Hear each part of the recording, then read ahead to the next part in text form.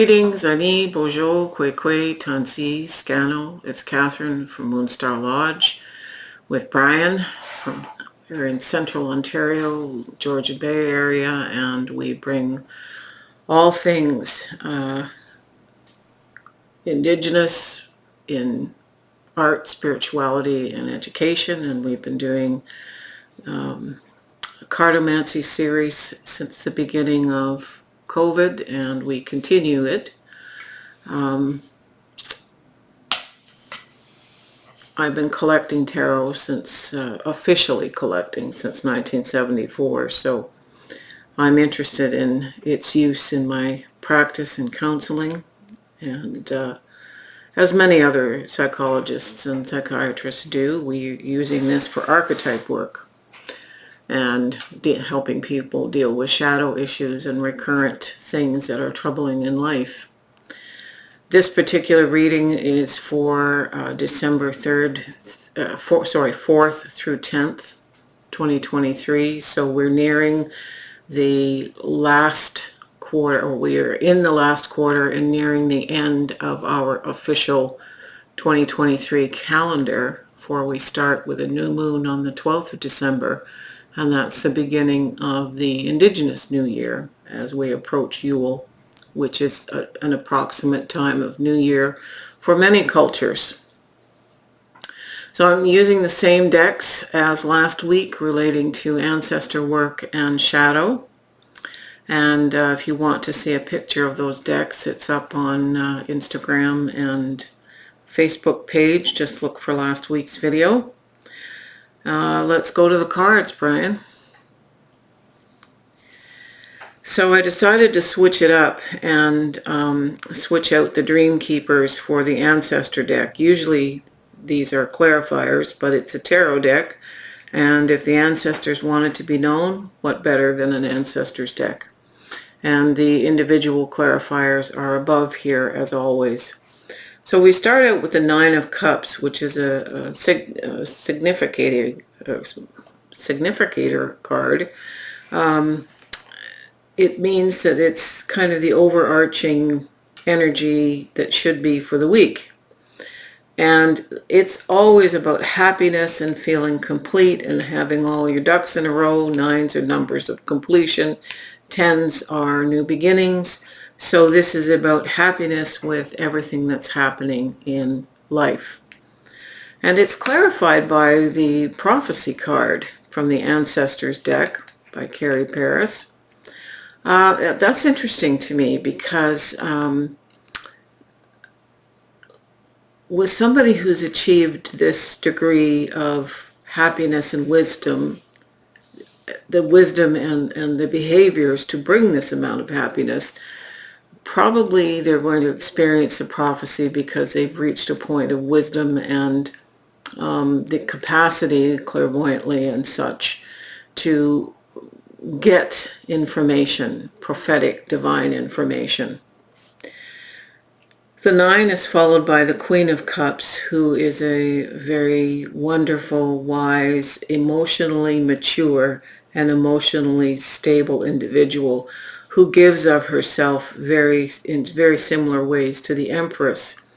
So this is about having all one needs, feeling happy about it emotionally, and having one's energy together. And it's because we're preparing for transitions.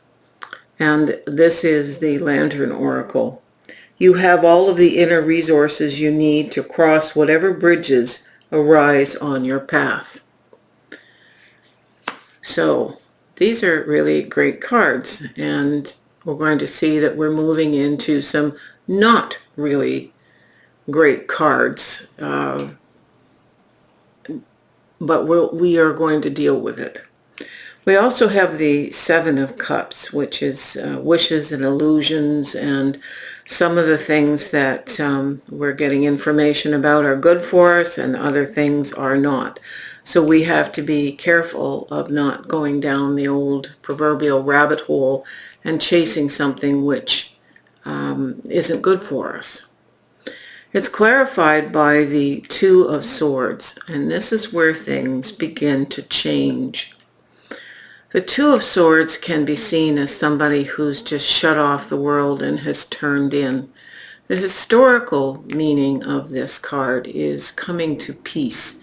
It used to be defined in the old Marseille decks, and still is defined in Marseille decks, as two knights coming together who have been battling, and they cross their swords in a gesture of friendship and peace. It's about making decisions. The water, the emotion is behind her, and she's got her eyes bound simply to be able to make a decision without external input. So this kind of energy is required when we have this amount of options and potential illusory elements entering our domain. But what comes next troubled me. I actually asked Brian to douse and make sure that this was really true. I have the Eight of Swords, the Ten of Swords, Temperance, and the Nine of Swords. And I needed to take a minute to sit with this to understand why I would be getting that with all this wonderful positive energy at the beginning. So the Eight of Swords is a sense of self-imposed anxiety that, you know, we each of us have the ability to cut through those bounds or boundaries or bindings of anxiety that blindfold us. It's often depicted, at least in RWS, as yet again a blindfolded woman who's at this point gone from being at peace and making her own decision to being all bound up, but not recognizing she has the ability to cut herself free. We all do. It's clarified by a beautiful card. It's adventure. It's the butterfly. It's the metamorphosis, moving beyond the gates of restriction. Gates restrict us. They keep people out and they keep people in. People are restricted no matter what side of the gate they're on. So this is about, Spirit is giving us the ability to have an adventure and move beyond this sense of entrapment. The Ten of Swords is always about something has to end in order for the beautiful flow of what was talked about last week that ends, comes to fruition on spring equinox. So it's the light on the horizon, which isn't shown in this card, but it's basically saying you have to let go and not just keep running it around like a squirrel cage in your head. The answer is the Eight of Cups. The Eight of Cups is about looking at something you've loved, are experienced at, are professional at, and saying, I need a break. It can be that you need to go on a vision quest. It may need to be that you have a sweat lodge ceremony, a time out from something that you have loved, a switch. Whatever this thing is that you need to acknowledge, that you need to move from, has come to an end. So this isn't just a timeout. This is actually ending something, putting down the swords. It's followed by Temperance, who is a beautiful card here for this. Temperance is the alchemist angel. This is the angel who typically has a foot on the earth and a foot in water, much like the star does. This is bringing down things from spirit and alchemizing it with the very mundane things of our earthly life in order to manifest a profound change. It is of a higher order. It's a destinied change. So Temperance is here to help us. And Isis is offering us the opportunity to do something called the proper burial for freedom. It's a sacrifice to Osiris, the Lord of the Dead. She resurrected her brother Osiris and then had a baby with him, which became one of the next deities in the Egyptian pantheon. So she is suggesting a ritual where you call on Osiris, and Osiris is unconditional love. And he shows up much like Archangel Raphael with a green light. So you're sitting down and having a conversation and asking Osiris to properly remove something here that's binding thoughts.